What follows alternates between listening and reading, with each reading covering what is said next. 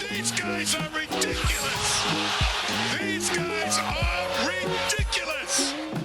Now, how about them damn Celtics? And we are back with another episode of How About Them Celtics. Sam and I are here recording on Monday, November 27th, in between Celtics games.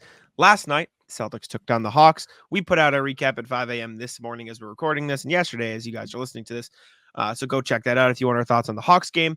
And tonight, as this is releasing, the Celtics will take on the Chicago Bulls in their final game of the in-season tournament. We will go over some of the scenarios that will see if the Celtics can advance a little bit later on in the show.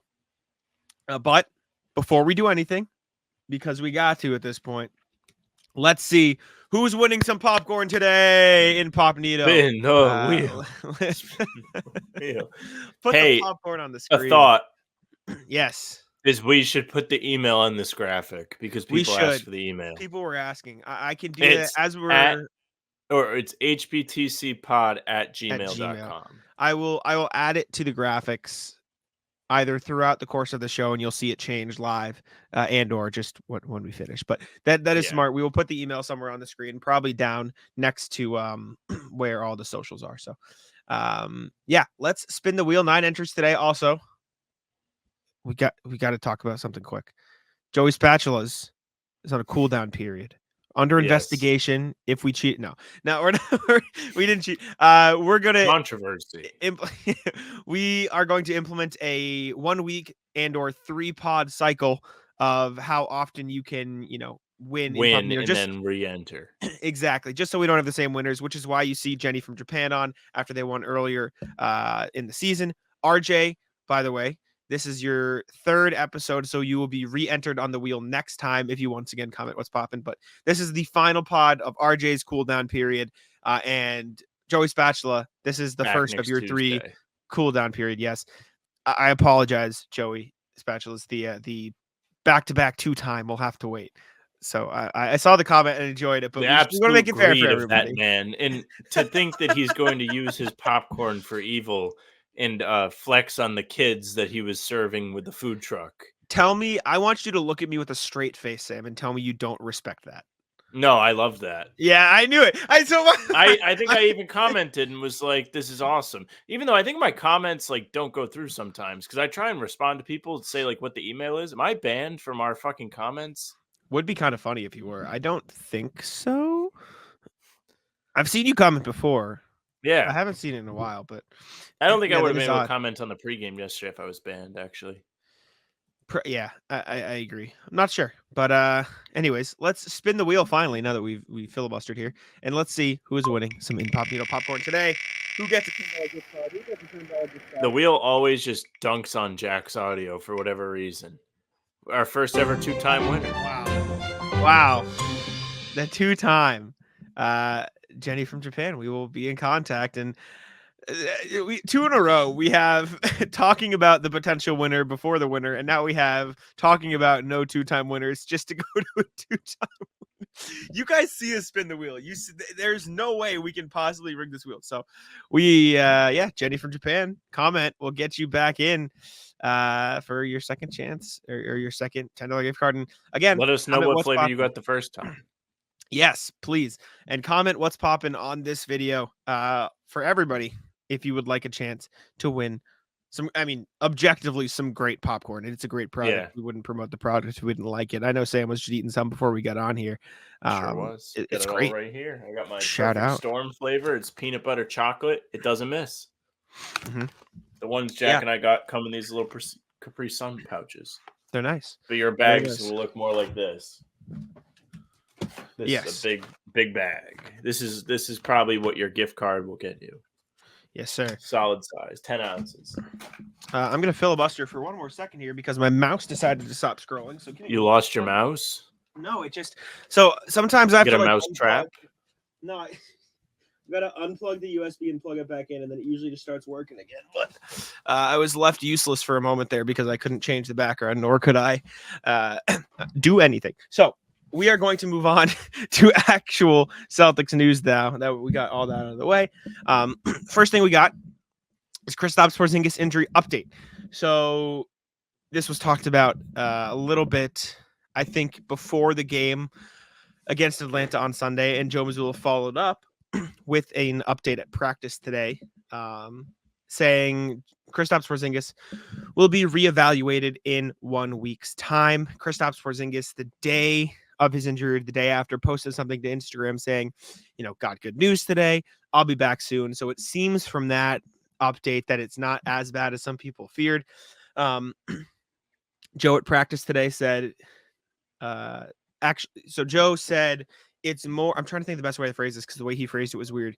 He said it's not just a caution thing. So basically, I think it was Bobby Manning, friend of the pod, asked, is this just you guys being cautious? And he said, it's a little bit more than us just being cautious. However, we are playing it by ear. It's going to be based on a lot on how he feels. And yeah, that they're just going to go about it that way. So it doesn't seem like something that he's not hurt and they're just being careful to not let him get hurt. It does seem like there is something wrong, but from everything we're hearing coming out of the Celtics, it's not as bad as it could have been, nor is it too bad in general, which is good. Yeah, I saw the video for the first time of him getting hurt during yesterday's broadcast. You can see he's just running and he kind of comes up a little bit gimpy and then he has to come out of the game. So definitely better than it could be as a non-contact, but not ideal. He was playing really well to start the season. Team was playing well with him. And now you got to play your final in-season tournament game, which is actually kind of important, where you need to win by a fuck ton of points if you want to try and win the group without him. And he's a big part of your offense. He's a big part of your late game offense. It sucks to lose him. The Celtics offense, by the way, has not been very good as of late. I forget, what is it, over the last... Let me look. I don't know how many games. Greeny had it today if you're looking. No, I looked at it recently. I think over the last 5 games, they have the 27th best offense, so the 4th worst in the league over the everyone's last 5 games.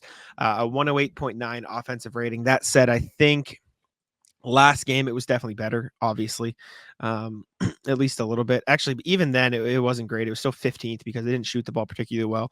And over the last 10 games, they have the it's probably middle of the pack.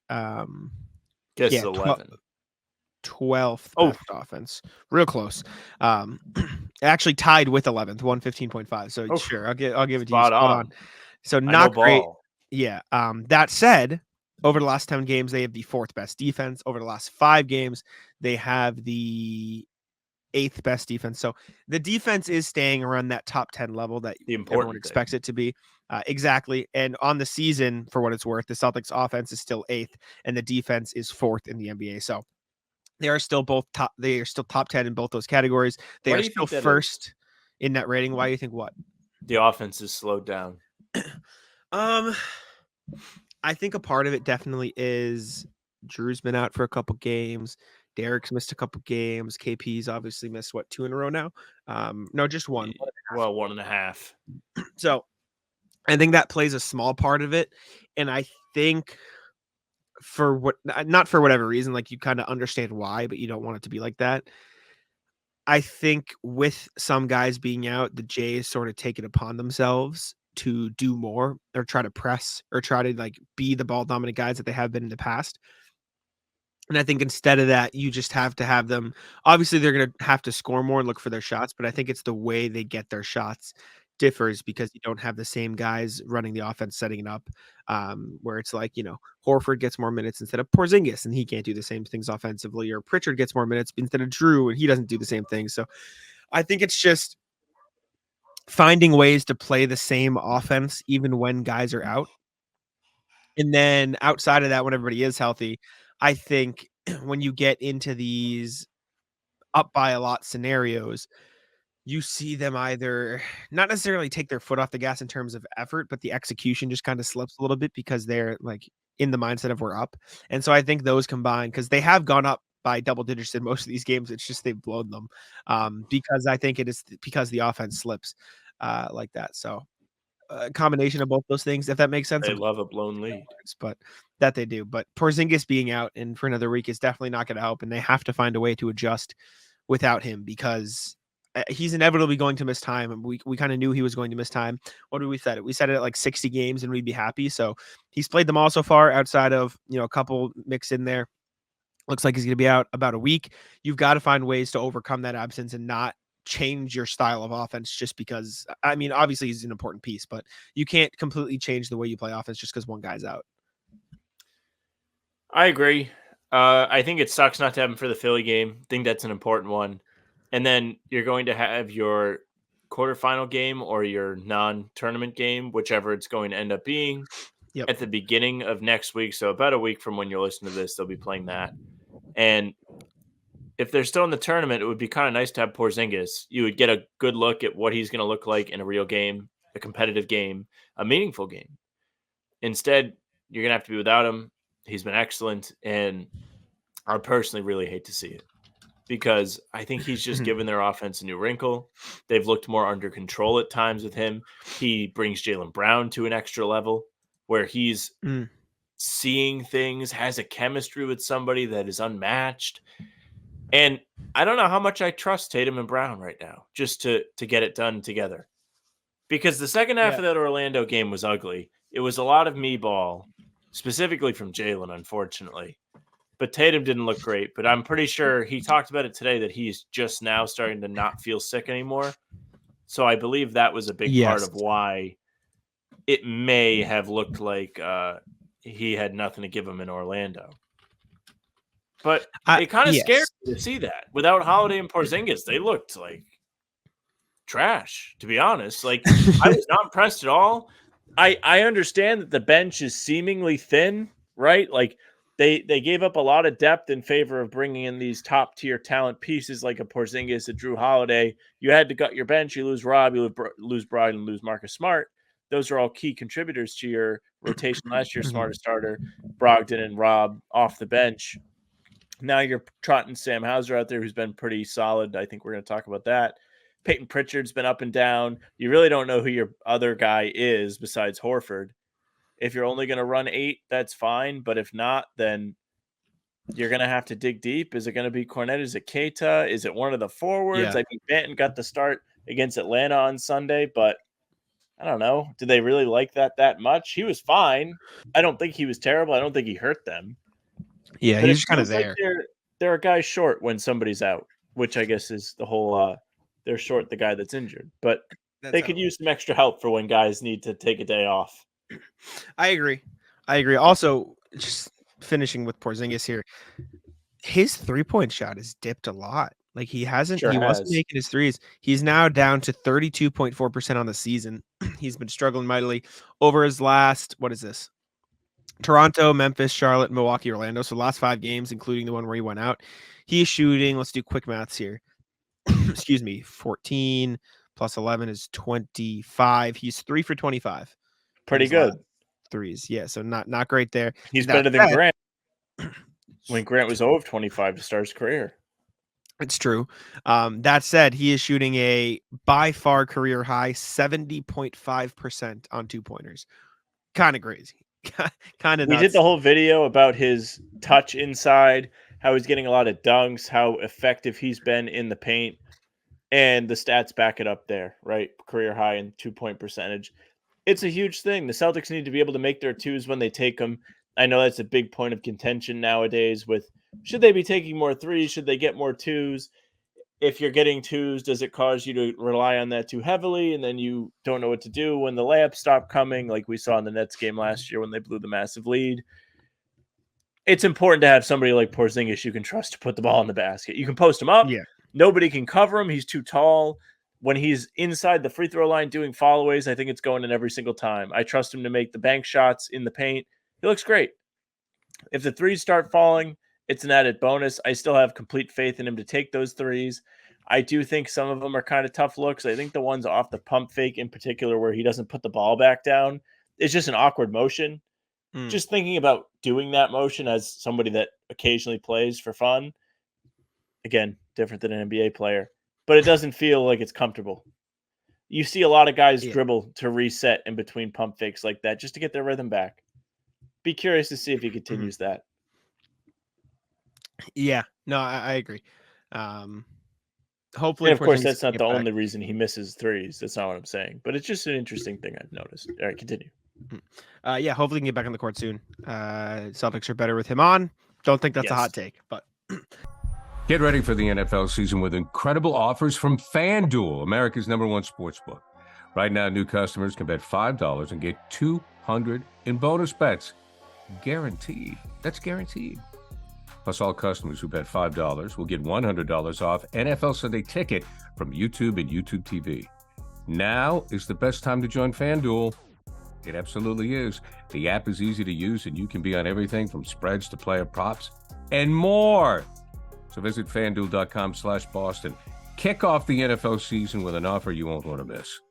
FanDuel, official partner of the NFL.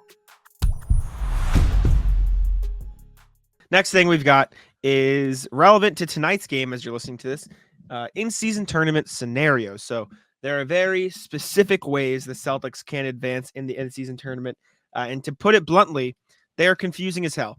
It's very much a lot of information to be like thrown at you at once. And so I'm going to do exactly that. And then we're going to talk about it. So it's a little bit easier to comprehend. So in order to advance, the Celtics need one of these four very complicated things to happen. I'm going to go slowly here. First one, Boston wins, Brooklyn wins, which creates a three-way tie. And then they need to win on point differential, which means they would have to beat the Bulls by at least 23 and hope the Nets don't beat the Raptors by a certain amount as well. So that is possible. They would have to stomp the Bulls, which normally you'd say unlikely, but the Bulls are awful. So Bulls chance. bad. Very Bulls bad. really We'll talk about it later. Bulls blew a 21-point lead last night. Bad. Sounds like another team I know. They allowed the most three-pointers in Bulls history. The Nets had 25 threes. Second scenario, Boston wins, Brooklyn loses, New York loses, Miami loses, Cleveland loses. For those wondering, yeah, Knicks plays Charlotte. Yikes. Cleveland plays Hawks. Yikes. Heat play Milwaukee. Okay, so And Brooklyn plays Toronto. that seems unlikely that all four of them lose, but possible. Anything Parlay. Bet it. Why not? Celtics W parlay. Celtics make the quarterfinal parlay. I'm going to Third put scenario. that together while you talk, and we're going Tell to me see the what odds. the odds are. Yeah. Okay. Third scenario, Celtics win, finish second in the group, and take the tiebreaker over any other team in the wild card. So that's a little bit more complicated. They would have to win on point differential against any of the other teams that win. In the sense the Celtics are at a 0-point differential, that's going to be tough. That 17-point loss to Orlando sucks. Last one, Cleveland loses, New York loses, Miami loses, Brooklyn loses, Boston wins tiebreaker over any other second-place team. I think that's the same as the second one. I think that's the same scenario as the second one. So basically, Celtics would have to win by a lot, and Brooklyn also wins to create a three-way tie. And or they need all the other teams that could potentially get the wild card to lose effectively, or they have the tiebreaker of those guys. So it's a lot to watch for. But yeah, Sportsbook does not have odds on Miami, Milwaukee, so I can't. That's do it. fine. I can look it up here, but Without that, plus 2760. like 2007, like 27. Wow, that's actually not bad. 27 It's to not 1. bad odds. Let's see. Should I put 20 on the Celtics advance parlay? In addition to that, so those are the scenarios the Celtics could advance. Jason Tatum was asked about the in-season tournament last night. He said he likes it. He says he's a fan of it. However, on the topic of point differential, he says the point differential thing I'm not the biggest fan of. Last Friday, there was a game already over and the guys are still trying to score. It's about respecting the game and respecting your opponent. So he said he's not a fan of that aspect. But at the same time said he's a fan of the tournament so far. So I don't know. I like the point differential. I think it adds a different wrinkle to the game. I understand the respecting your opponent thing, but it also made the end of the Magic game kind of interesting because you were like, you actually should get some stops here. Like, don't fuck yourself. And they didn't listen. So now they're fucked. They're plus 600 to win the group, if you're wondering, because I did just look. So it's more likely that Charlotte will beat New York tomorrow than the Celtics will win the group. Take that for what it's worth. I like the Yeah. points. I think it's funny that Toronto and Chicago had that little beef where they were like, "What the hell? Why you run up the score?" And Toronto was like, "In-season tournament," and then they're both eliminated anyways, so like it doesn't matter. I'm gonna put $10 on the Celtics advanced parlay. So it Okay. is Hornets win, Hawks Yep. win, Bucks win, Yep. Raptors win, Celtics win. Yes. And that Nets win. is Nets need to beat the Raptors? Oh, I'm sorry. Brooklyn lost. Correct. Okay. My bad. You're good. $10 to win $666. So Okay. not the best sign, but we'll rock with Not a good sign at all. Now, what if you did it's too late. well, never Put the mind. bet in. Put the bet in. We're there. But yeah, we'll see what happens there. And Damn, shout out Jack, to if they FanDuel. make the quarterfinal, you're gonna have some money for Vegas. If they make it that way, yes, I will. Let us know what content you want. Jack and I will be going to Vegas here next week. Wow. Can you believe that? Next week. God, I have to get on a plane. Fuck. What would you like to see from the trip? Do you want, because we're going to go to the quarterfinal or the semifinal for the East. I hope Halliburton's there at the very least. Yeah, it would be fun. We'll do other stuff. We might go to a comedy show, might do other stuff. We'll see. What do you want to see? What do you want from Vegas? Let us know. But yeah, those are the ways Celtics can advance in the in-season tournament. And the next thing we're talking about, Sam Hauser. Sam Hauser's the next topic because talked about the depth already. Yeah, Sam Hauser's been the only very one. good. Sam Hauser is putting together a career season. He is averaging career highs across the board, still shooting very well from the field and from three, and his defense is there. He's averaging 9.7 points, 3.0 rebounds, 0.8 assists, 48.7% from the field, 44.8% from three, and he's attempting 6.2 threes a night. He's been one of the better role players in the NBA. Hoops Hype puts together a list of like you can track different player rankings and you can see who's been the best off the bench, who's been the best in this, that. He has been effectively the 23rd, I think, best bench player in the NBA, which doesn't sound great from their standards, but considering everyone was like, oh, the Celtics bench is terrible, they're going to suck, blah, blah, blah, like, right. Probably pretty good. Probably pretty good so far this season. I wonder. It would be really funny if he won 6th man of the year pretty much just by shooting a bunch of threes. Because typically the 6th man of the year is ball handler guy that comes in and creates shots. Brogdon won last year. Quickly was in the race. Jamal Crawford, a famous 6th man of the year guy. Lou Williams. Those are the type of guys that take home this award. Very rarely is it somebody that's not that guy, not the just score at will guy. The last one I remember is Montrezl Harrell. I think that's the last example I got for you. Which is also like another mold. Scoring big man. Bobby Portis last year. You know what I'm saying? Like, so that is another mold of guys like that. So I'm pulling up the list now. Continue. But yeah, Sam Hauser's been great this season. He's shooting the ball extremely well. Everything he does is like a positive. It feels like at this point, like he started off slow, but ever since then he's been red hot from 3-point range. I don't think you can get Sam Hauser 6th man of the year odds. It doesn't look like they have them at the moment, which is scam. That last said, Sam Hauser type to win 6th man of the year, Jack. I'll give you a hint. Started his career in Orlando, played with Miami for a bit, played in Memphis. Shane Battier? No. Not Shane Battier. What year was this? 2006. 06. Man. Mike Miller? Mike Miller. Yeah. Sam Hauser type. J.R. Smith 2013, but I feel like he's a bit different than Hauser. Yeah, he's more scoring. For sure. Sure. Yeah, no, I mean, Sam Hauser's been awesome. I just wanted to talk about it. One of the things that we talked about it on the last pod, the way he's shooting the ball this year is like so much different than last year too. Like this isn't just, he's still shooting the same shots. He's still, making the same shots at, just he's getting more opportunities. Like the way he's making these threes is different than last year, significantly so. Like there were 2 examples from the Hawks game that I'll pull up because I think they are good examples of what I'm trying to convey here.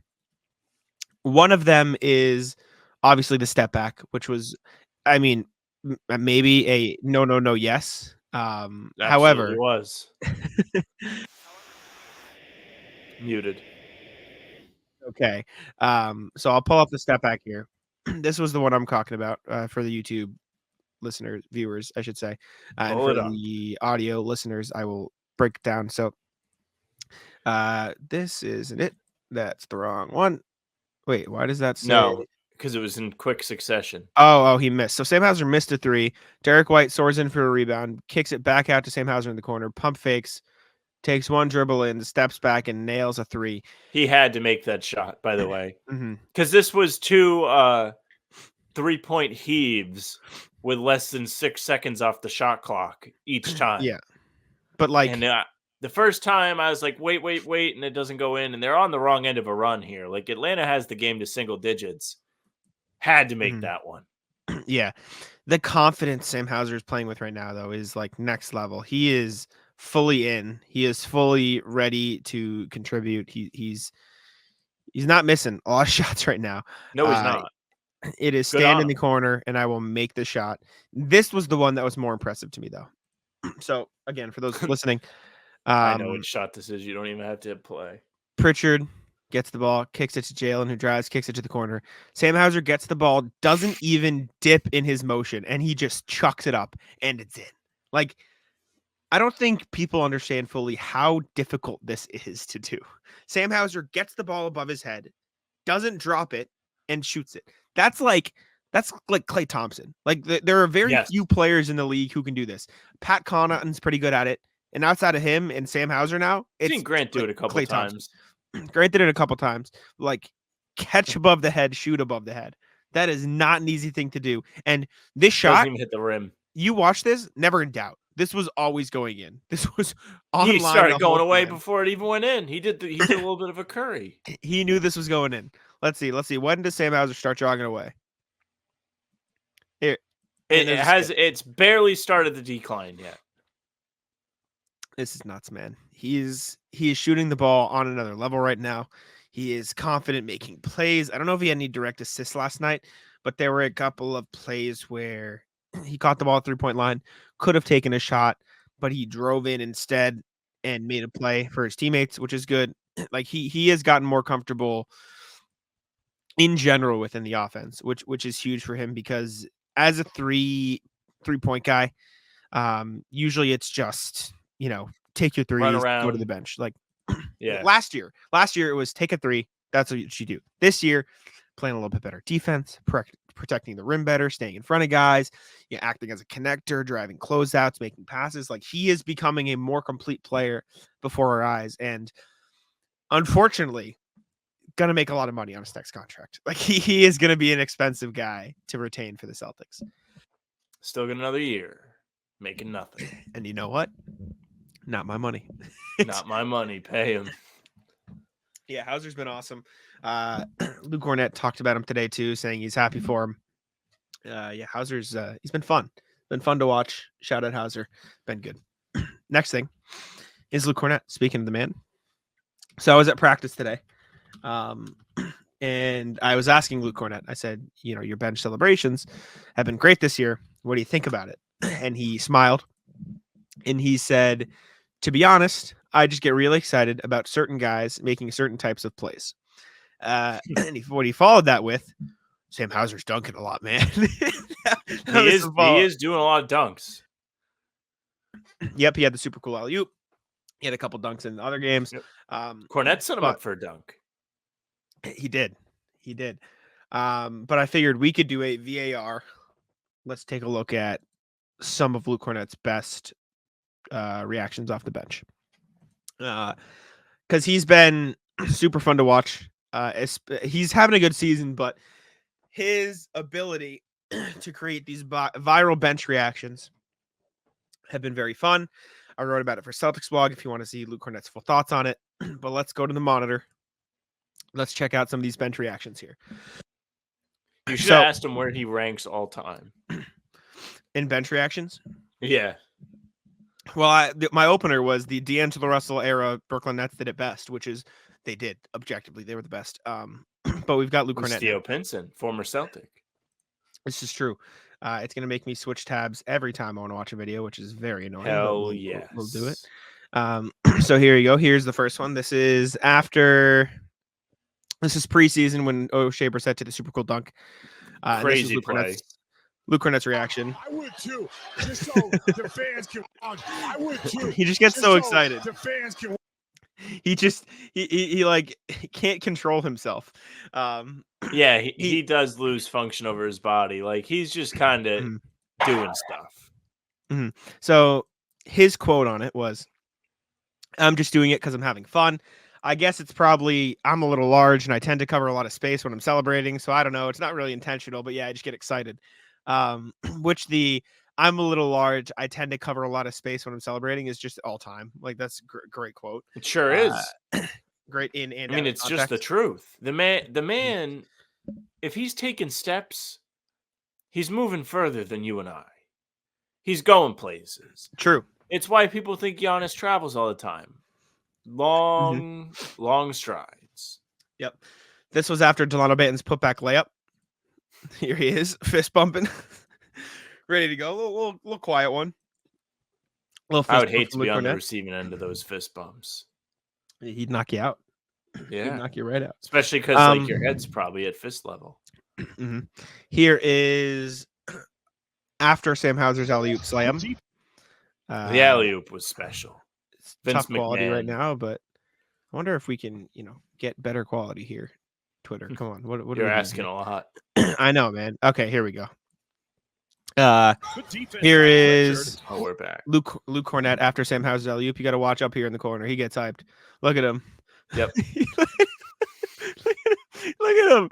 Watch him jump around. He jumps with Hauser on the oop, and then he goes, "Oh!"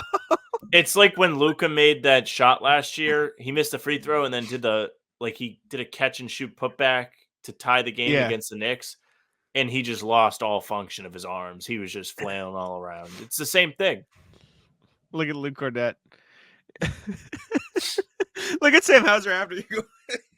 He hits him with the ups. I'd be so mad Hauser. if I did an alley-oop against my team. Look at him. He goes, "Yes, sir." Yep. There's another one. Here's the bad quality. Let me get rid of this. Another one. This was after Jaylen Brown's windmill. Watch Kornet's face in the corner. Ready? He'll come peeking out in a sec. Wait for it. Mouth agape. Nick Nurse. Oh. He was hyped. He looks terrified. I know, dude. Look at this. Look at the coach. Right here. Do we have any other? Are there any others? One sec. No, but I also had to point out when he's on the court, also great at celebrating. Last year, the Dove celebration, all-time great. I'd be so mad. Imagine this gets done to you. Luke Kornet This throws is down break a your hoop. TV stuff. Are you kidding me? It You're just comes down. You're down 31 points, and you have to deal with that. just fucking hits you with it. Oh Oh man, Hornets fans, even though they got the best of them last week. they did. But Luke Kornet turning into an all-time celebration guy, and so I wanted to highlight it because I thought it was fun. And last Celtics thing before we get into the email here, Sam, I don't know if you saw this on my Twitter today, but I was at Celtics practice, and we need to go to the VAR because I got the notification for this. I did not watch it. so the Initial thoughts. Actually, Mine? say what it is. Say what it is. Yeah, so the Celtics their assistant coaches were playing a scrimmage today. Charles Lee was playing, Amile Jefferson was playing, Matt Reynolds, the green light guy, was playing, Phil Pressey was playing. A lot of them were playing. Not Sam Cassell, though. There's just notable absence. And during the scrimmage, Charles Lee got the ball and crossed up and dropped Amile Jefferson. Now we need to go to the VAR because Charles Lee missed the shot. So does it count if you missed the shot? And First take without even seeing it. Yes. Kind of foul that you would record this. I didn't mean to record this. And post it. I didn't mean to record it. If I'm Amile Jefferson and I see you at the facility, You're getting the ultimate cold shoulder. I'll make sure Tatum is mean to you because Tatum's his friend. This is assault by you posting this. I just wanted to post a video of the Celtics scrimmage, right? And I took a video, and it happened that I was like, oh shit. Let's see how many engagements this got. Actually, I can tell you, I don't need to go look at 16,000 engagements, views. 16,000 engagements. That's pretty bad. That man probably can't leave his apartment today. However, he was quick to point out after the fact. He said it didn't count. It didn't go in. It didn't go in. So making sure everyone knew. But here's Charles Lee. Let me turn this. Here's Charles Lee dropping Amile Jefferson. They're in the corner of the screen here. He gets switched onto him on a screen. Takes him in the corner. Says, see you later. Oh, that's so bad. And then he misses the shot though, so it doesn't count. Look at Charles Lee. He knows he had him too. He knows he had him. But yeah, he crosses him up. This is a left, and then Amile Jefferson falls. You're about to get spoken to by the PR team. Look at it. He knows it doesn't count. He said it didn't count. Look at Amile get up. He's screaming at him. Watch him. He goes, it didn't count. It didn't count. Like, he pops up as soon as it misses. It almost looked like he embellished this a little bit. Yeah, no, I think he could have gotten up sooner, but he committed to it. Watch, like he falls a little, and then once he starts going right again, he just lays down. He's like, yeah, fucking, yeah. Just like, he got him though. Charles Lee got him good. Imagine being like the analytics guy coach where you really didn't play at a high level, but you just are really good at looking at numbers, and they're like, hey, we need one more. Man. Yeah, no, it would be fun to cook. Imagine you just catch fire. You're lighting up all these guys that played in the pros, like Phil Pressey. There was one practice on the preseason roster one year. There was one practice where Matt Reynolds was just not missing, nailing shots. Yeah, I remember it. He's hitting them. But anyways, let's jump over to the email check-in. Let's check in with RJ and the others who submitted emails for us today. Let me pull it up.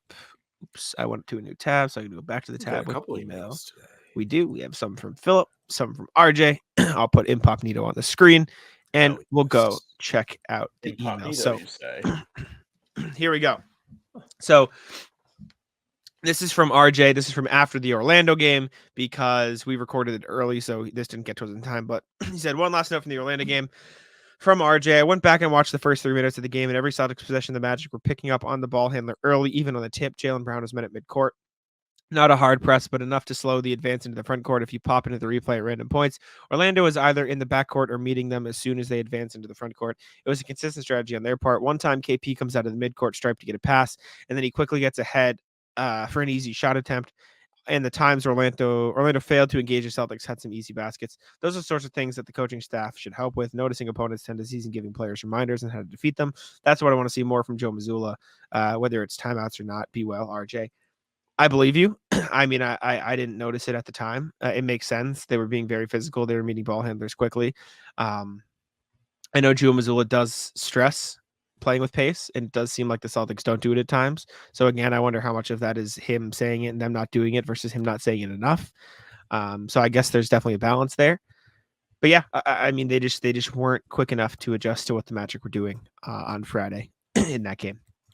Yeah, the Celtics are 1,000% at their best when they're playing with pace. You're absolutely right. When they slow things down, it doesn't go well. It's how they lose a lot of these leads. It's why they've been poor in the fourth quarter for years and years. It's because they're just not good getting the offense going in the half court. The post-ups have helped, and it's the reason why they've actually had success in these close games. Need Porzingis back. Would be nice. All right, next email we got. This reminded me of Sam. Morning, guys. Just a silly moment before we see Sunday's game has in store for us. All it's missing is a reference to calorie counting. Happy Sunday. Let's see this image. Forget lab safety. I want superpowers. Just the dude drinking chemicals out of a beaker. Sometimes you have to take the risk. If you had superpowers, Jack, what would you do? Let's just say you get like you're real strong. We'll start basic. Mm-hmm. What do you What do? would I do? Yeah. Play in the NBA. Just bully the That's fuck my out of people. answer. Yeah, that's all I would do. I mean, I'm a I'd be loser. a professional athlete. I'd make mad I just money. play in the league. Yeah, that's what I'd do. I'd play in the league. I'd play center. I'd bully people out of the What way. would be your superpower of choice To play in the league or in general? in general? I think I have an answer to this. I forget what it's called. When I was younger, I really wanted to be able to go invisible, but now I'd like to That was always the telekinesis. answer. Yeah, I know. Telekinesis, is that what it's called though? Controlling things with your mind. Yeah. I think that'd be the best for general stuff, like getting, reading, because then at that point with telekinesis, you can probably read people's minds, you can probably do other things, but also like for the general day to day, like if I need something over there, I can just fucking look at it and it'll come to me. You know what I'm saying? Like the general laziness. That'd be It's kind the of fire. ultimate don't go outside superpower. Yeah. That said, shape-shifting also kind of sick. That's a good one. Becoming different animals and stuff. That's my Or go-to. just like, I would literally shapeshift just to like have the ideal look. Sure. That you could make yourself a perfect 10. Imagine Also, that. for those who say flying, bad answer. Objectively bad answer. You want to know why? Want me to explain it? Why? If you can be a shapeshifter, shapeshift into a bird, then undo it. That way you have it and can do other stuff and also can fly. I would want to be the Flash. I think he's a good answer. Super fast, can go through time. You can Good eat answer. whatever you want. W super. Good answer. Why can You he eat heal whatever he wants? fast Why can he eat whatever he wants? because his body's burning the food so fast that he actually literally needs to eat mad. Leave it to you to know the caloric, details. Well, of it's superheroes. part of the movie. It's like the Okay. movie that just came out. It's like the first scene. He like has to get something to eat. He's like dying. Gotcha. Not dying, but Gotcha. he's like out of juice. I see. All right. Next email. Philip on the in-season NBA rat list. What's up, All right. fellas? I'm a little under the weather. The sweet spot that Sam talked about. So I'm staying home all day and watching basketball. Poor me. It's the best. Sickness. It is Also the good- absolute best. You sit there, nobody bothers you. You can watch whatever you want, whether it's movies, basketball games, you play Xbox, whatever you want. Nobody bothers you. No responsibilities. This gift of sickness also gives me a chance for an in-season rat list. I call it the Patino Cup. Shout out. Contestants, players who lie about their height or shoe size, making the NBA wasn't enough for your vanity. Why stop there when you could wear makeup and tailor your jerseys? Players who do the too short gesture, except for Russ. Other than Russ, who started it, the rest of them are middle school rat copycats. Be original or don't taunt. It's like using a comedian's material as your own. Good point. Contestant 4, players who complain about not getting calls and follow the ref while not playing defense. Shout out Trae Young. Tatum. No one pause the game. Get your overpaid rat tail back on defense. When this happens, the ref should call a play to stop and let the players' team flog them. Contestant 4, players who fall over when shooting for, quote, safety. It might be safe for them, but how the fuck is that safe for the other players? When it's a big rat like Embiid, it's comically dangerous. It's also a flop. Yes. And then 5, guys on the bench who don't celebrate their teammates. Shout out Luke Kornet, who just you're on a team. You aren't waiting to board a plane. If you can't show your team that you support them, you're a rat. It's not all about you. Any wild card rats to add? Who wins the in-season Patino Cup? Thoughts, Sam? Of Phillips presented rats, the guys that are falling on jump shots, number 1. Okay. I do think the too short bullet point is a great one. Also, Russ, one of the more creative celebrators in the NBA. The too small, rock the baby. Pretty good celebrations. I like that from Russ. Yeah, and I'm not a Russ guy. I'm a Russ guy. I like Russ. I'm going to go with the complaining about calls and not playing defense. Try a little harder, buddy. Grant. Look up. Yeah, bad. Bad, admittedly. I can't think of any wild cards, though. Wild card rats. The guys that suck but play good against your team. Sure. Yep. Bogdanovich, who doesn't really suck, but that was ridiculous against the Celtics on Sunday. Let's see what else. Guys that are the leave teams. Guys, LeBron, jump ship when the what is it? The going gets tough get going. Whatever. Trade request guys in general. Trade request guys. James Harden, ultimate rat. Kyrie rat. Quit on your team, guys. Quit on your team, guys. Yeah. Mm-hmm. The me guy, Jordan Poole. The He's been push a moving player to the- midair. The push a player midair, That's guys. terrible. Yeah. Yeah. That's the You worst. should get your ass beat for that one. That's such a bad offense. Yeah. I think that's all I got. Good I don't email. have any other ones. Good email though. Thank you, Philip. Let us Chat, know some tell in the us your comments. in-season rat list and say what's popping. Yes, sir. RJ, ¿ok está aconteciendo? ¿Ok está aconteciendo? I'm going to go to Google Translate just because I'm an idiot. Hold up. Translate. This means I think you have it. What is it? What does it mean, Sam? Guess. What is Guess. Use context clues. What's popping? Oh, okay. Well, it's what is happening, but it's the Portuguese equivalent of what's popping, I assume. Gotcha. Nimi makes a big contribution. This is from Philip. Before anyone asks, God damn it, we're morons. No. Shit. Before anyone asks, let this Google be Translate. example 376 of why we're the dumbest of the dumb. Hey, I will say this bodes well for us though, because this proves we don't read the emails before the show. This proves that we are reacting live. Organic reactions. The first line of Philip's email, before anyone asks, yes, that is Google Translate saying what's popping in Portuguese. Evening, gents. On a night where we all had some worries thanks to injuries, the new Bus One boys came through, aided by a veteran.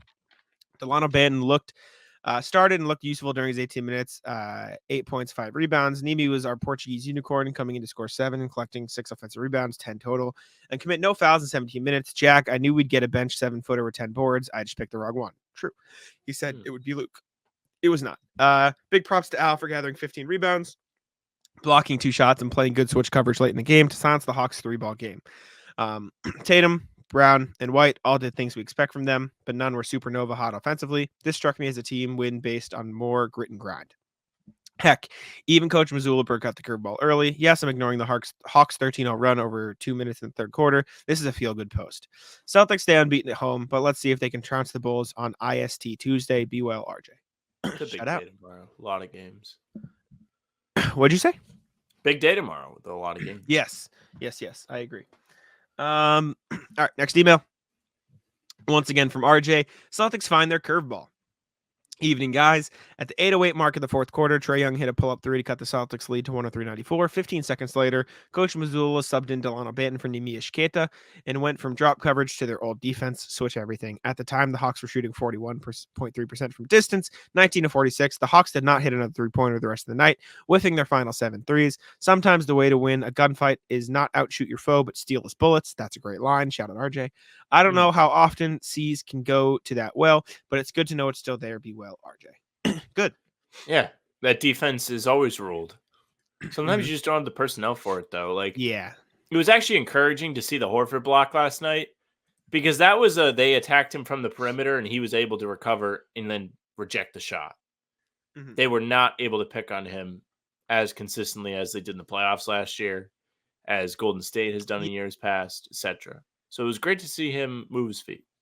Guys like Luke Kornet, Keita, you're not going to see as much of that from them. So you, like you said, Mazzulla subs in Banton, and things are magically fixed.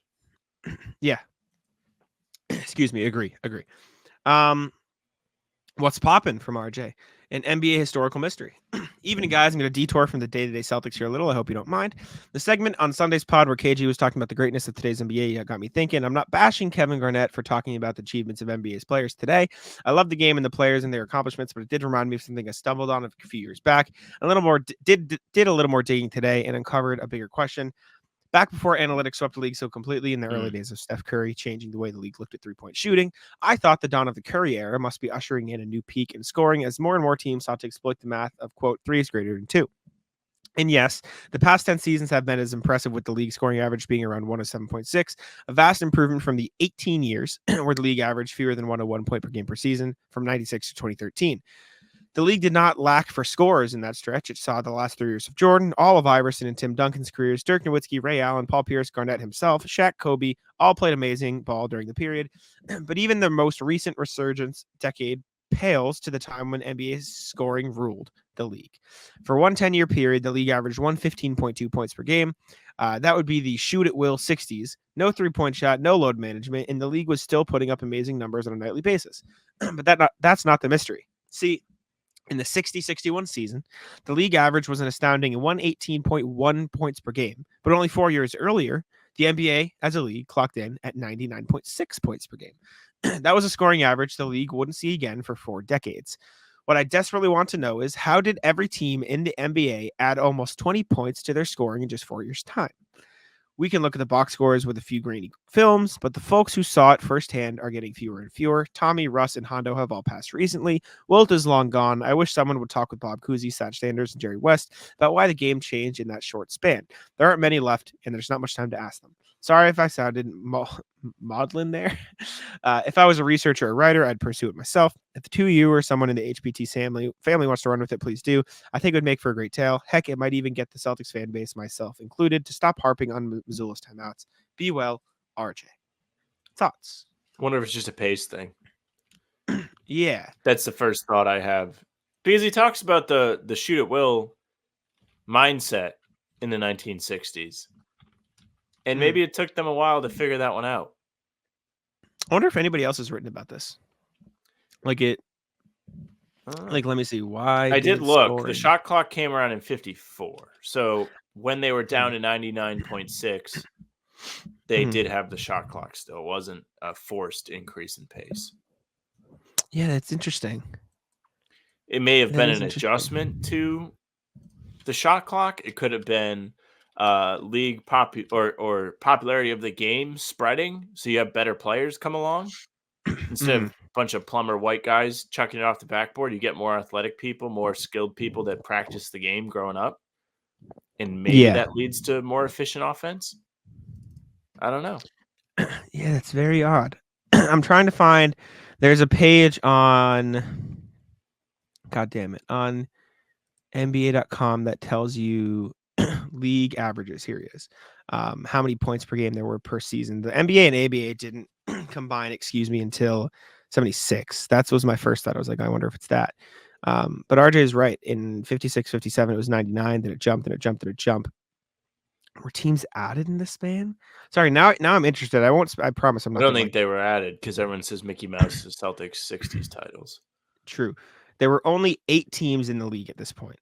So, excuse me, if I had to guess, it would be, I wonder if that is when more and more players started getting into the league. Like if it was 1956, there just weren't a ton of players in the NBA.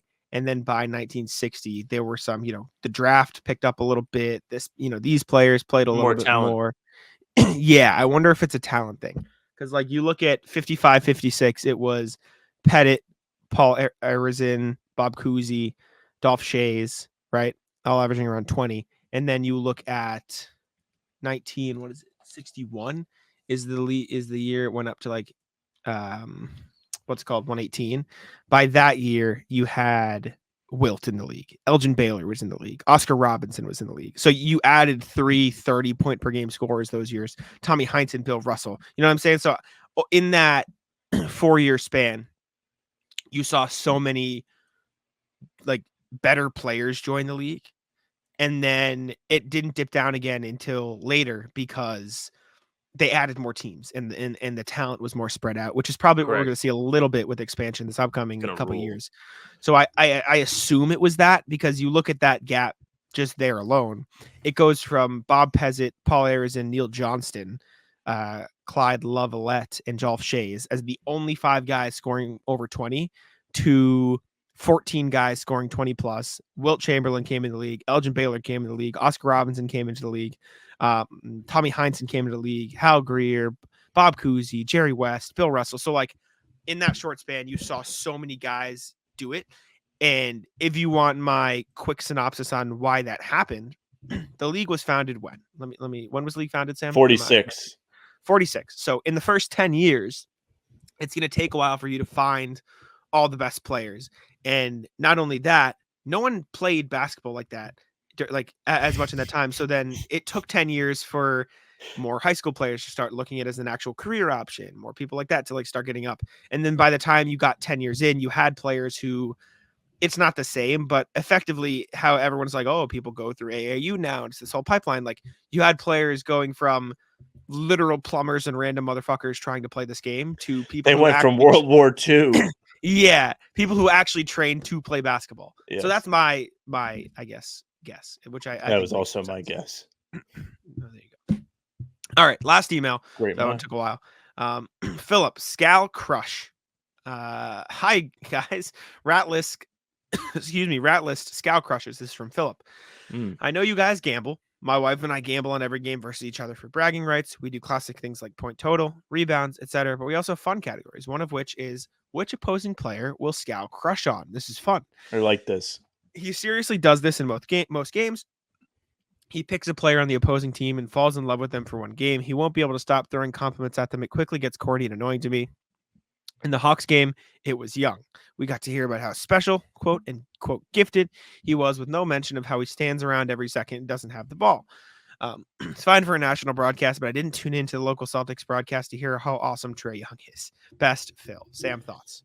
I remember the scowl call of Trae Young throwing an alley-oop to, I think it was Okongwu in the second half, and he was just like, that was a crazy read by Trae Young. Like, what an incredible play. Like, Phil is absolutely right. I'm a big Scal's an idiot guy. I don't know Scal. I've never met Scal. Everything Nice I've guy. heard about Scal is he's a nice guy. But he is a creature of habit on the broadcast. Loves a 2-for-1, loves when somebody gets hurt. And now we've discovered that he loves an opposing player. So next game, tomorrow night when Chicago's in town, I'm going to notice this. So Yeah. thanks, Phil. Just another reason for me to get upset with Scal.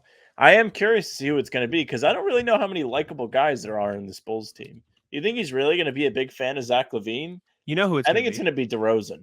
It's Caruso. It's going to be Alex Caruso. Oh, correct. Yeah, pick. yeah. Caruso plays so hard, man. You're going to see this Yeah. tonight.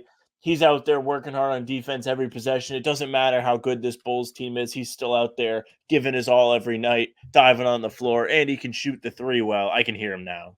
Yeah. That loser. Yeah, it's Caruso, absolutely. But thank you for all the people who sent us with the emails.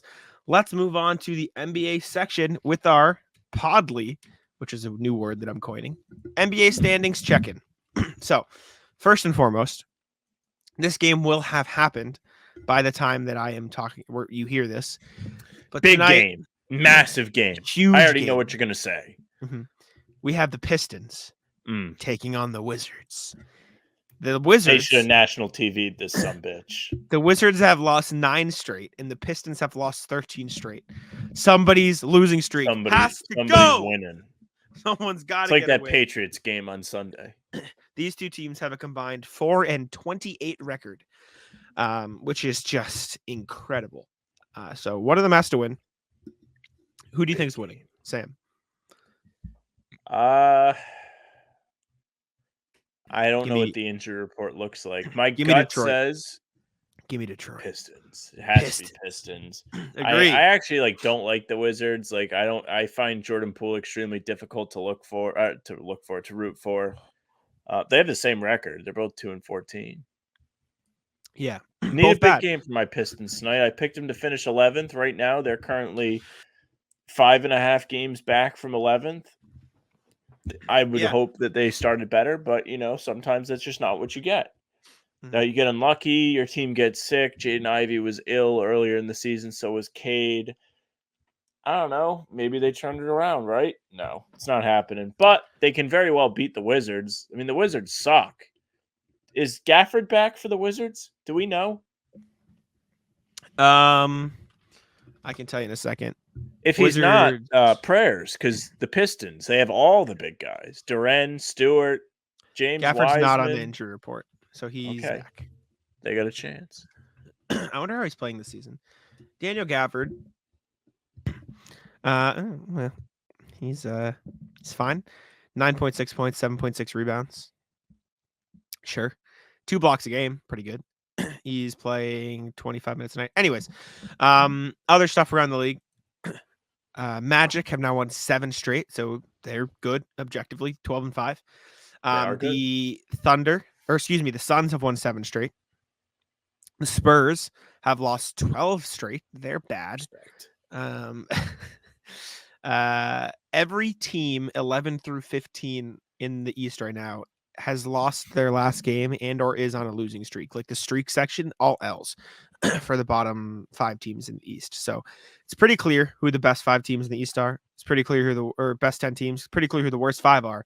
And guess what? We know ball because it's the 5 teams who we projected to be in the worst 5 that are in the worst 5. So Raptors, Hornets, Bulls, Pistons, Wizards all suck. Anybody could have seen that from a mile away. They're all terrible. The Hawks, yes. Living up to that 500. Hey, we win one, we lose one. That they are. They're impressively mid. Yeah. It's carried over from last season. It was a huge story. Like Snyder took over. They went like 33 and 33 or something like that. And 8-8. Yeah. Rockets still good.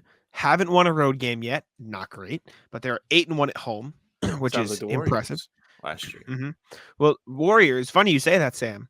Last year, Warriors couldn't win at home. This year, or couldn't win on the road. This year, Warriors can't win at home. They are 5-3 on the road and 3-6 at home. They can't fucking figure out how they want to play. They're pretty mid right now. They are 8-9 on the year. They are 3-7 in their last 10. Not great for them. Best record in the last 10. 5 teams sit 8-2. 11 teams. Timberwolves top of the West right now, 12-4. East has the stronger top end talent. West is more spread out. Sounds like what it was expected to be coming into the year. Players that are on fire. Let's look at the last 5 games here. Kevin Durant is absurd. Over his last 3 games, 34 points, 60% from 3. He's been hurt the past couple, though. Devin Booker just hit a big 3 to win a game over the Knicks. Yeah. That was pretty cool. Beat the Knicks. Shout out. Hurts Who me else to been see playing that well? stuff. I don't like that. Paolo Banchero playing very well for the Magic, averaging 24 over his last 5. Franz also playing very well over the last X amount of games. Chet Holmgren over his last 5, 23, 9, and 2.6 blocks, shooting 63% from the field and 39% from deep. He's fucking crazy. And yeah, Perk Lopez put up 39 points. He put up a career high. And his next 5 career high points games all came in the 2010s, early 2010s when he was on the Nets. So shout out Brook Lopez, but all-time leading scorer. Did I miss anything you wanted to talk about? Just from a general standings wise, I don't know. Happy to see OKC so high up in the standings. Them and Orlando being second in the conference kind of rules. I know we talked Kinda about cool. both teams. It's cool but though. Before the season, everyone was like, Orlando might be a jump year. Thunder might be a jump year. They're jumping. They're big. Double jumping. Dutch. For the Magic, 20 points for Paolo, effectively almost 20 for Franz. Cole Anthony averaging 15 a night. Mo Wagner averaging 12 a night. Fuck that guy. Fuck that guy. Yep. For OKC, it is Shea at 30 a night, then Chet at 18, Jalen Williams at 17 and a half. They're all shooting pretty well. Isaiah Joe, who the Sixers gave them for free or waived them and they picked him up, shooting 48.5% on 6 threes a night. He's fucking crazy. Missed a lot against Philly. I'll say that. Missed a Isaiah lot. Joe did? Yeah. He's watching. That's funny. And then you got the Timberwolves, who Rudy's playing at a deep point level. Anthony Edwards is taking the jump everyone was, begging for over the summer. So good for them. And then Houston, Alperen Şengün. He's good. He's 20 Şengün points, good. 9 rebounds, 5.5 assists. Yeah, he's nasty. He's going to be he might be an all-star this year. I'm we should pro do early Şengün. all-stars. I like Şengün. Now, Celtics Sam, pick. question for you, Sam. What does 0-8 mean to you? Don't look at the standings. Just what does 0-8 mean to you? Quick guess, off the cuff. What do we think? Well, you could say Pistons last 8 games, Spurs last 8, Wizards last 8. You know what that is? That is the Grizzlies' record at home this year.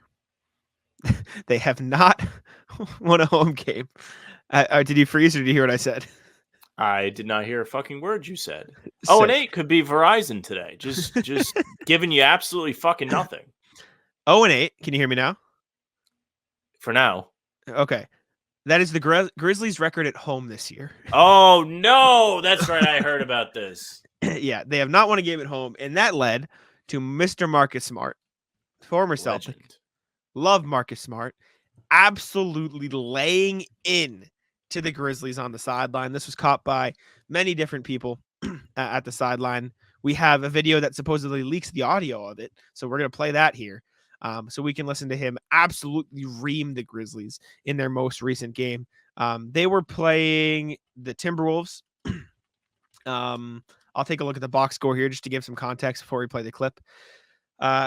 Grizzlies Timberwolves were playing. Anthony Edwards said, I had never heard it that dead in that arena. So the crowd wasn't too happy, obviously.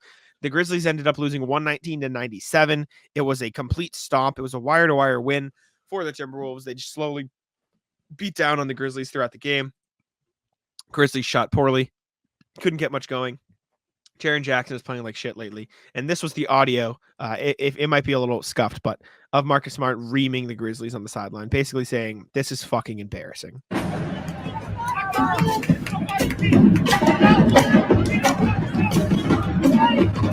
Okay, you can't hear what he's saying at all. So I'm going to say it as the words pop up on the screen. He says, what can I do for somebody to compete? What can I do? This is unacceptable. Man, just play. If you don't want it, then sit down, please. What do y'all want? Do y'all want to win, man? This is fucking embarrassing. This is fucking embarrassing. And then he leaves the huddle. Clearly bad. And then Anthony Edwards was like the fans was dead. I've never played in Memphis like this, so this is my first time being in Memphis and not having the crowd into the game. So it's kind of hard to get into it, but I think we did a good job of coming out with some energy tonight. Were you surprised that the crowd was like that? Yeah, I was super surprised. Yeah, they usually be they be amped up for sure. I'm guessing because Ja out probably. So I'm guessing because Ja's out. Maybe the fact that they just haven't won a fucking game in front of these people yet. That'll do it. This is what I have to say about the Marcus thing. I stand by it. They fucked him. This is the scene from Goodfellas when Tommy gets made. And when Tommy's going to get made, they shoot him in the back of the head. Now, Kristaps Worth, big fan of Kristaps. And they're both injured. So you can't even be like, well, he's hurt. Well, so is Smart. But they did him dirty. The poor man is suffering. Smart also hasn't been great this year. Struggling with a shot. The offense hasn't been there for him. Defense is there. Obviously, he's Marcus Smart, but put in a tough situation. You feel bad for him. This is the first time he's not winning in a long time, and it sucks. Again, Kristaps great. Smart basketball move. Obviously, they traded Smart and a second for Kristaps and firsts. It was a great deal for the Celtics. But it sucks. Warriors first, not looking bad. No, which they have for holiday. But I tweeted this when the video came out. I said, Marcus Smart continuing to do Marcus Smart things. Post Celtics, I would have put my entire bank account on this happening. And that's exactly what you'd expect from Marcus Smart. And that's probably what you saw or didn't see a lot with the Celtics. It's a lot of, what the fuck are we doing? Get your head out of your ass. And hearing him talk to the Grizzlies like that, saying this is embarrassing. One, sucks for Marcus. Two, kind of funny. Not for Marcus, but because if you are getting paid millions of dollars and you have to have another grown man yell at you to try, fuck off. Get out of the league. That's embarrassing. We literally support the Celtics. On the front office show podcast today, they were like, what's especially bad about the Memphis thing is a lot of those guys are young. It's not like this is a veteran team that's supposed to win. A lot of these guys are young and should be hungry to prove themselves. And they're not trying. That's bad. That's so bad. So it's true. There's so much opportunity in Memphis right now. We've had the conversation plenty of times, mostly on pregame, but it's should they tank? And yours is always, no, these guys should take advantage of the reps they're getting. And that's clearly just not happening. Like you said, these guys are just hanging out and they got Marcus on the bench talking to him, trying to get him motivated to actually compete at a home game. That's embarrassing, man. Embarrassing. It's just, this is just Marcus to the bench. What the you doing, you little bitch? What's the context of that scene? Lay it into him. What is the context of that scene from Seinfeld? I don't actually remember. That's all right. He's yelling at a kid, but I don't remember why. I want to say it's. Oh man, I don't know. Right. I don't remember. I can't tell you. I gotta look it up now. Just continue. I will look it up. That's fine. The next NBA thing we have is Draymond Green and Rudy Gobert's beef. So I believe I'm gonna go look right here after I put the timestamp in.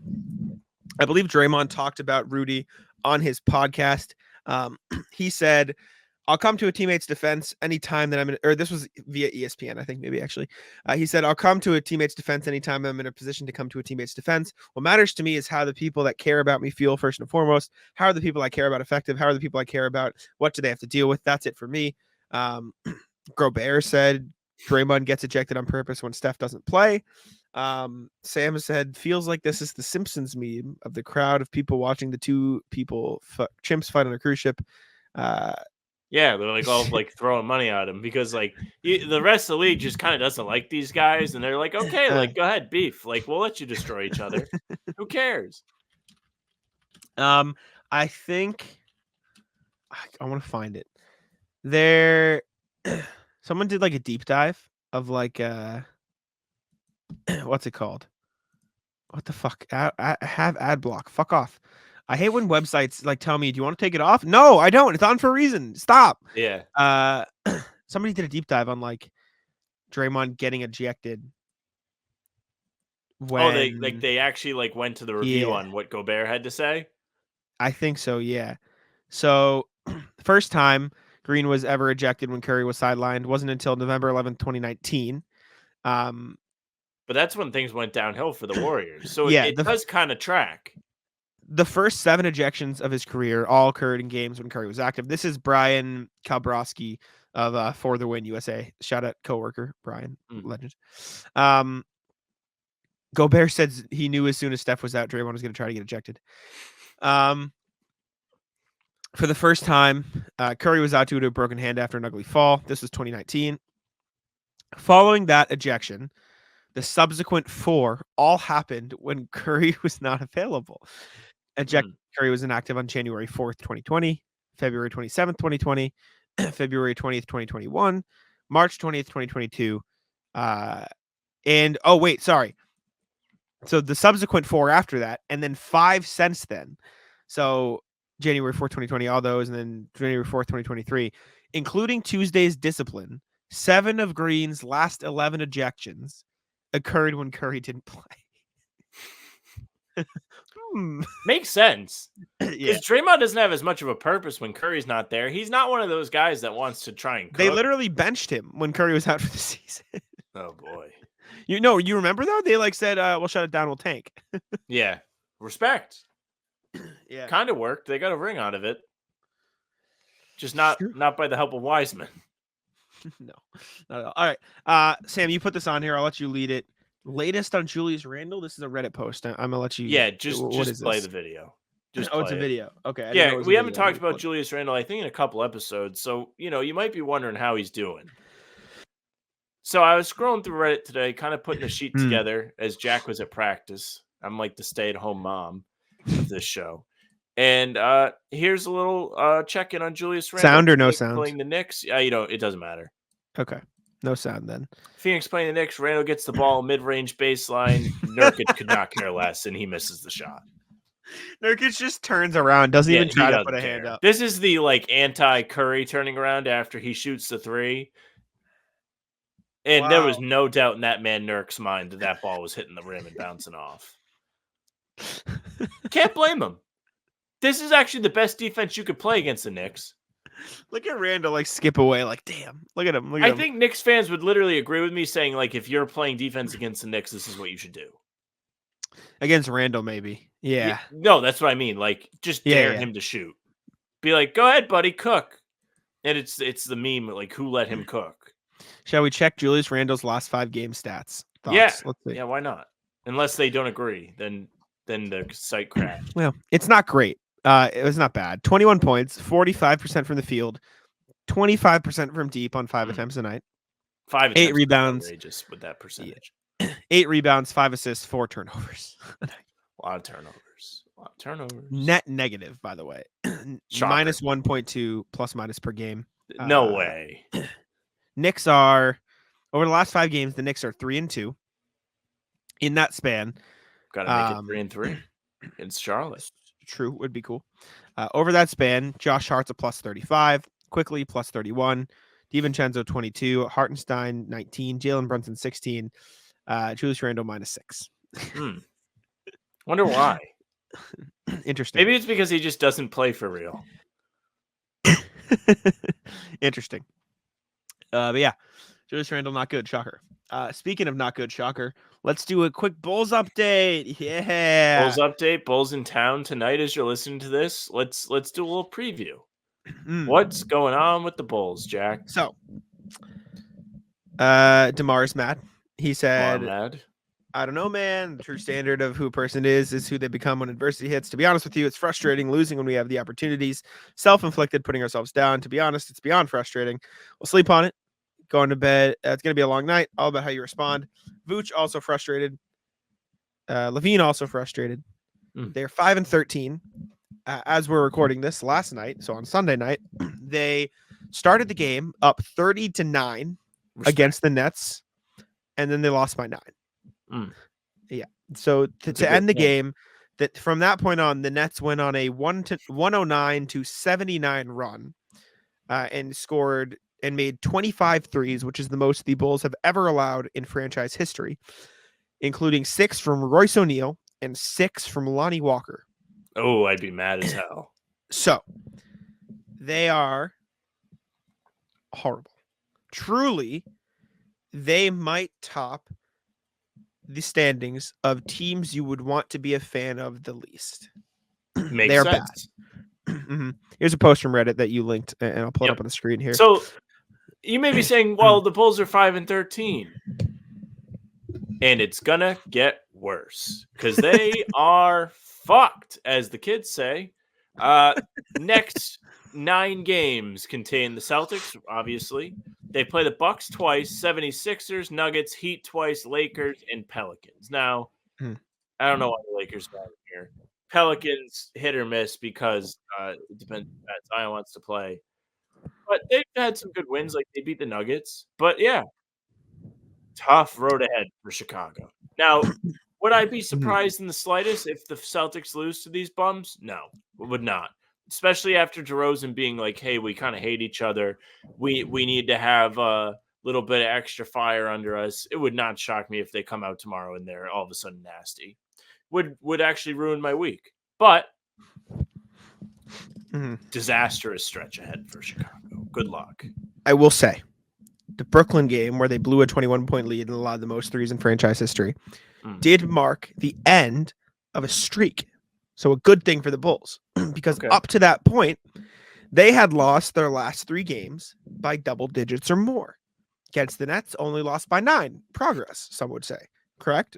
Yeah. So the last, let's see, 1, 2, 3, 4, 5, 6, 7, 8. Last 8 games. Let's go last 10 games, right? Or fuck it, let's go even further back. Since the start of November, the Bulls' 3 wins. Utah, Detroit, who, let me remind you, has lost 13 in a row, and the Heat. However, the Heat win, which maybe you want to say this is more impressive, but whatever, they started the game down 22-1. So, conclusion, the Bulls are terrible. They are so unbelievably bad. Their only wins this season, Toronto, Indiana, Utah, Detroit, and Miami. Like, they lost by 16 in their 3rd game of the season to the Pistons, who've won 2 games this year. Like, this is next level horrible. Like, if the Bulls don't blow it up by the deadline, that, good luck to them, man. I mean, they don't have a prayer. They really don't. It's bad. And awful. Not for nothing. Not only are the Bulls terrible, but they also don't have anything that anybody wants except for Caruso. That's it. Yeah. Nobody wants Levine. He makes too much money. The word is out now. People must have, I don't know why they didn't know before, but now the narrative is fully that nobody thinks he's a winning player. I think DeRozan on an expiring deal can get you something. I think Vooch could probably get you something from the right team. He's not on a terrible contract. But yeah, it's bad in Chicago, man. They're embarrassing. This was the best part is that this was never going to work. Like no one ever thought this was going to work. I don't even think the Bulls ever got a who's stopping them from Bleacher Report when this team came together. That's pretty sad. By today's standards, everybody gets one of those. The best part is everyone for like half a year was like, just wait till they get Lonzo back, man. Well, that's the thing, actually. Like, as much as I'm making fun of it, they actually might have gotten one of those because they were actually good when they had Lonzo. They were good, but they weren't beating any real teams, but they were good. Yeah. They had a good record, and then Lonzo got hurt. Except I remember they were like 2-10 against plus 500 teams or something. You know what I'm saying? Like there was something. It was there were some telling stats. But yeah, spoiler alert, Bulls suck. Anyways, let's get into the rat list here. We've been going for a minute. Anyways, and so we can get going with the rat list, especially because there's no game to talk about, so we just going. Do you want to kick it off, or do you want me to start? You can go ahead. All right, I will start with people who stop on the highway or slow down significantly on the highway to look at someone that's pulled over. Great. You are the problem. You are the reason the traffic isn't flowing. And the best part, or the worst part, I guess, today is I was driving home, ton of traffic, stuck in traffic for 10 minutes. I get to where everyone was bottlenecked, and it's just a straightaway, and it all clears up, and it's because there's somebody pulled over on the side. It's not your business. Pulled over or driving. Pulled over. Not Just even an accident. over? Yes. Oh, it is the end of the month, and it wasn't even taking up a lane. Like it was just on the side. Bad. A lot of cops out today. I'll tell you that. They're getting their reps in. They've got to get their quota. I was afraid. I was like, oh, please don't get me. Yeah. I really, really don't want to have to go to court. That was terrible. What a saga. I thought I was losing my license for like a solid 6 weeks. It was awful. I remember then you got the letter. Yeah. I'll say this about because on the sheet it says people who stopped to look at an accident. Yeah, that was my bad. I'm also bad. You got to be a real prick to get an accident rush hour. I mean, just agree. No, agree. Just drive normal. Just be better. Why do people get in accidents? Are they stupid? They not know not to drive in other cars? Hear me out. Somebody in the comments is not going to like that. No. Yeah, agree. Rat list, Jared, a member of the comments section, member of the live chat. So yesterday, I unfortunately had to miss pregame. It happens once in a very, very small while, but it does happen. And I had a few moments during the stream to pop in the chat, see what was going on. I was going to try and give Jack something to talk about in case like they were giving him nothing because I knew he was going to be by himself. It's not easy to do. I've done it. Don't worry, but it's not easy. Not for everybody. And I come and immediately see Jared say, Jack, what's your least favorite thing about Sam? Now, anti-rat list to Jack because he had nothing bad to say. Genuinely. He didn't even know I was there. Because the comments don't load right away. Because I was like, you better watch this one. Be careful. Yeah. Rat list. Yeah, trying to the pot. I don't appreciate that. Jared, who I thought was an ally, one of my favorite chatters. A2, Jared. Yeah, you got your ass. He was ready for it. He was ready for me to get my ass because you didn't concede. You were like, Sam's a great guy. Actually, it was great for me. I've got to stay on top of it. True characters, what people say, or what happens when no one's watching. You didn't think I was watching. Jack had some nice things to say. Say he loves doing the show. Get fucked. I do like the show. It's good. Yeah. It would have been devastating if Jack was like, he's terrible. He doesn't contribute. Shows up late. Imagine. Ratless myself. So I was asking Jason Tatum a question last night. Asking about post-ups, stuff like that. And my follow-up question, what I wanted to convey was, how do you balance the mentality of a lot of the time when you go to a post-up, you are bigger or you're at an advantage. So it would be natural for you to want to just drive through the guy. How do you balance that with also trying to make the right play and pass your teammates, right? And I think that would be a valid thing to ask. What came out of my mouth was, how do you balance attacking versus passing out of the post? And Tatum's response, while laughing at me, was, if I get doubled, I pass. Just like I didn't dictate the question. Do you want me to pull it up? Do you want to go to VAR? Yeah, I let's didn't- review this, and I'll So- take the rat off the screen. You just go find it. It is completely my fault. Completely on me. Hmm. I didn't phrase the question well enough. However, getting laughed at wasn't fun. Yeah, it sucks. Especially because, like, yeah, Tatum makes more money than you, but like you guys, I mean, we're all like pretty much the same age. Yeah. That's gotta hurt. Let's see. Okay, so here we go. Let me pull it up. Here's the VAR. And as middle of the question, I started smirking because I know I was moron and like it was kind of like, yeah, duh, no shit, my bad for phrasing this poorly. But this was, yeah, here. How are you finding the balance of attacking in those spots? Because I mean, a lot of the times you're on a smaller opponent versus finding guys on the perimeter. I mean, you just read it. You know, He looks sometimes at me they let smiling. play 1-on-1. I score a couple, then they just start doubling, and you find an open man. he realized midway through answering that I realized that I'm a moron and phrased it poorly, and so he started laughing. Yeah, it's not exactly what I wanted. Do you understand what I was Did trying you to apologize to him after? Be like, hey, actually, like, I am a regular here. Like, they didn't do this just to like make me feel validated. Like, I know what I'm talking about. I have a podcast. Do you understand what I was trying to ask though? Like, does it make sense? Yeah, what because I you wanted explained it to okay. me. You were like, what goes in? Like, what kind of self control do you have to have? Is really what you wanted to ask him. But instead, you were like, Yeah. what are the situations where you think it's better to pass? Like maybe when my teammates open. Fuck yeah, no, L. I'm still getting better. You know, it's a work in progress. All right, you go ahead. So Ratless is playing video games online. Now, this is not always a rat list, and not everything about this is a rat list. I'm very happy to be playing Xbox with my friends again. It's not something I've done in a very long time, but they all play the new Call of Duty now. I am about as good at Call of Duty as Julius Randle is at basketball. Not very good. Oh no, not very is the answer. Not very good. What Call of Duty are you playing? Is it like there The is new a new one, out? whatever the new one Okay. is, I paid for it. $70. Don't worry about Okay. it. Threw the money down. And not very good. Now, I was laughed at yesterday. I was trying to explain to them where I had gotten killed from, and I wasn't able to give them a good definition. It's not very fun to get killed by 21 Savage. It's not very fun to get killed by Nicki Minaj, who you can play as in this game. I feel like an old person, by the way. Wait, Just what game modes do you play? Just normal like search and destroy and shit? whatever. I think they do like a shuffle because sometimes it's search, sometimes it's hard point, sometimes it's domination.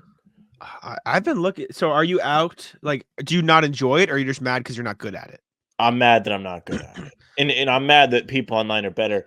But also, like, I found myself getting mad playing video games for the first time in a very long time. No, I feel that. I was just texting Danny, friend of the show today. I'm like, hey, are any of the boys playing, games tonight? Because I haven't played games in a while either. Because I mean, Celtics are the time. But tonight, no game, free night, nothing going on. If the fellas need an extra for Call of Duty, I will buy the game. Put it out there. You'll buy the game. It won't be downloaded. It's like 100 gig. It's massive. I got good internet. It'll be downloaded within an hour. I guarantee you. Took me 4 hours. You also have Verizon. Terrible internet. Yeah, this is true. I don't know if I have any of the rat list. That might be. I don't have anything. I think I'm done. let me do a quick scan. Let me think. There's got to be something else that I can rat list. Rat list the T. The light was out in my car. It felt like I was about to get attacked. Yeah, I've been watching horror movies, and I do have this. Oh my god, I might get attacked about me. Yeah, like when I get my car, I'm ready for somebody to like put like a rope around my neck and pull me from behind. Yeah. I went in my car after I went to the gym. I think somebody went through my car. Nothing was taken. My wallet was in the car. All the cash was still in there, but my glove box was open.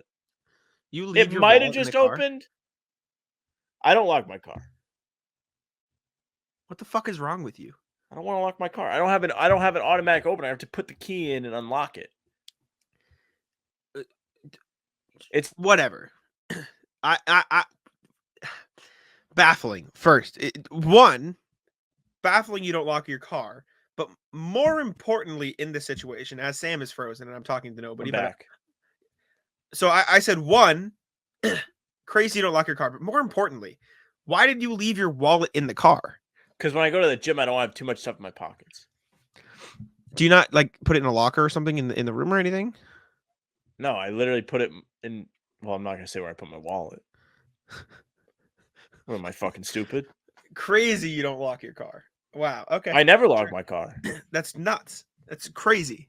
Well, most of the time, there's nothing in my car that anyone would steal. Except when you put your wallet. That is literally there. the only time I ever have anything in my car worth stealing. All right. So if you live in the area, go find out the gym. You can have my fucking plethora of Chipotle napkins in my glove box. Oh, I'll say one thing. So I finally got. I'm not gonna show it, but I got my new debit card for my new bank account, etc. But now I have to go. Stand up. Now I have to go to Santander to move all the money from my old account because I'm still getting the direct deposits to my old account, and then move all that money to the new account, but then fix all my direct deposits. I think that's the number one reason actually not to move out. Like you'd have to change so many addresses. Yeah. You know, like just never leave. Good solution. Yeah, not fun. I think that's all I got though. I think. Why'd you get your bank account hacked? Are you stupid? Yeah, I told the story on the pod. I know you did. I'm just messing with you. Oh yeah, fuck you. They were good though. It was a good hack. I mean, good job them. Like they got good job. Good hack. Shit. Luckily my phone number wasn't connected to my account at the time, so they couldn't get the one-time passcodes because my phone literally just wasn't working. Shout out to the two-factor authentication, which I think 99% of the time is a big fucking pain in the ass. Yes, it saved you. Agree. Also, ratless capture again. Because one, it's useless, and two, it only pops up at the worst times. Like example, today's pod, the Atlanta Hawks recap, I forgot to edit. Got home, got in bed, was tired, went to about to go to sleep. Watching the videos. In one of the videos, like somebody said, this many ads in a video, and in my head, I'm like, wait, I didn't fucking edit the video. So it's 3 a.m. I get out of bed, edit it, put it up, but of course, huh? Hero ball. Yeah, it's happened like once or twice. I'm usually pretty good about it, but yeah, I got up every day. I wake up, it's there. Yeah, got it in, and the one time it's been late is because the internet was bad and it was slow, and I wasn't looking at it. And it was when I was in the Cape, but I logged in to upload it to Megaphone 2, which is the platform we use to upload audio, and of course, so I'm going like tab to tab. I'm opening it, going to another tab, going back just so I can speed through it. Of course, 3 a.m. is exactly when Capture decides to test if I'm a human. Fuck off. Gotta make sure. Every other time, it's fine, and I can just log in, but not this time. This time, decided to be a fuck. Anyways, okay. That's all I got. We can wrap there. Thank y'all for tuning in to How About Them Celtics. We appreciate you. Excuse me, hiccups very, very much. Leave a review on Apple, please. Dear God, I can only ask so many times. Subscribe to How About Them Celtics. We're posting shorts more there into our TikTok. I will add the email to the bottom of the screen for next episode. It's just hbtcpod@gmail.com. Subscribe to How About Them Celtics. We appreciate you. Leave a like on the pod. Leave a comment. Comment what's popping. And all that Sam, take it out. Hey, thank you very much for listening or watching. If you're watching, you're on YouTube, make sure you subscribe to the YouTube channel. Hit the notification bell so you don't miss any of our daily uploads or our pregame streams. Those are a lot of fun. I'll be back for Tuesday's stream against Chicago after missing Sundays. And come hang out with us. It's a ton of fun. You can also find us on Spotify and Apple. Like Jack said, leave a nice review there. We're no longer asking. You can find all full-length pods there, as well as any game recap. So even though we don't have a pod coming out Wednesday, there will be a new episode for you talking about the Bulls game.